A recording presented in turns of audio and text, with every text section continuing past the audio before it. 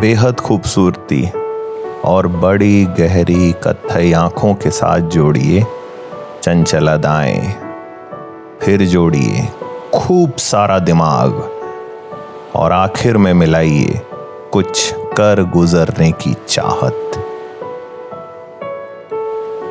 कुछ इस तरह से आप चित्रित कर पाएंगे 1706 में पेरिस में जन्मी एमिली डू शाटले को। नन्ही एमिली की शरारतें और तेज दिमाग देखकर उसके पिता ने उसे खूब पढ़ाने की ठानी। 18वीं सेंचुरी का ये वो यूरोप था जहां औरतें यूनिवर्सिटी पढ़ने नहीं जाया करती थी, लेकिन एमिली कुछ अलग थी। उसने यूनिवर्सिटी में न्यूटन, लाइबनिज और बर्नौली को पढ़ा और साइंस से उसे बेइंतहा इश्क हो गया। तलवारबाजी में माहिर एमिली अक्सर एक तरफ तलवारबाजी में मर्दों को चित कर देती और दूसरी तरफ वर्साई के शाही कमरों में उन्हें ताश के पत्तों में भी हरा देती। एक बार उसके पिता ने अपने दोस्त को चिट्ठी में लिखा, मेरी पगली बिटिया आज ताश में जीती दौलत के आधे की गाउन्स खरीद लाई और आधे की किताबें।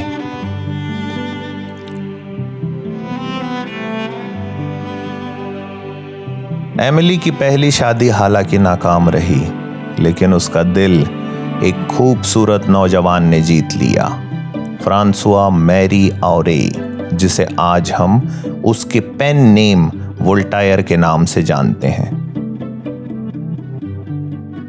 दोनों साथ रहने लगे और अमीर वोल्टायर ने एमिली के लिए अपने कासल में एक लैब बनवा दी जहां वो साइंटिफिक एक्सपेरिमेंट्स करती।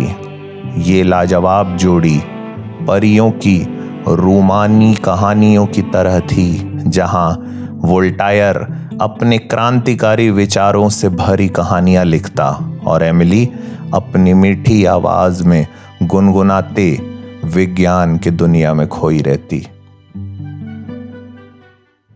ये वो वक्त था जब साइंस ऑफ एनर्जी, ऊर्जा के विज्ञान का जन्म हो रहा था। न्यूटन ने एनर्जी का एक फॉर्मूला दुनिया को दिया था, E=mv, यानी एनर्जी जानने के लिए ऑब्जेक्ट के मास को उसकी वेलोसिटी से मल्टीप्लाई कर दिया जाए।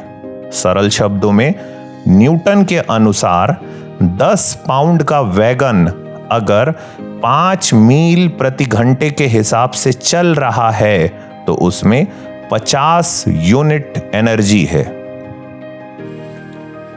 एमिली को न्यूटन की ये बात ठीक नहीं लगती थी। एमिली ने अपने एक्सपेरिमेंट्स करने शुरू किए।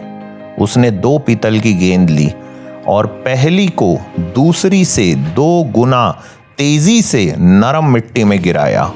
ऐसा करने से उसे ये पता चला कि दुगनी तेजी से गिरने वाली गेंद मिट्टी में 4 गुना अंदर धंसती है।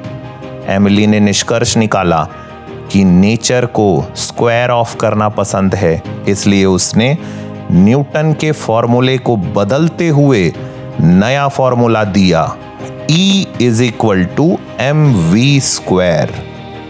मास इनटू वेलोसिटी को अब हम मोमेंटम कहते हैं।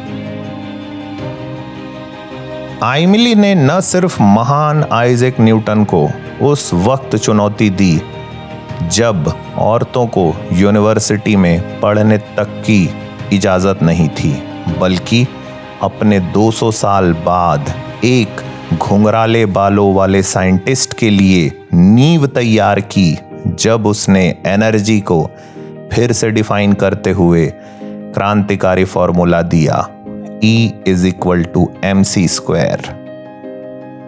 विज्ञान कथा की अहम किरदार एमिली डू शाटले हमेशा हमेशा के लिए अपनी छाप इतिहास में छोड़ गई।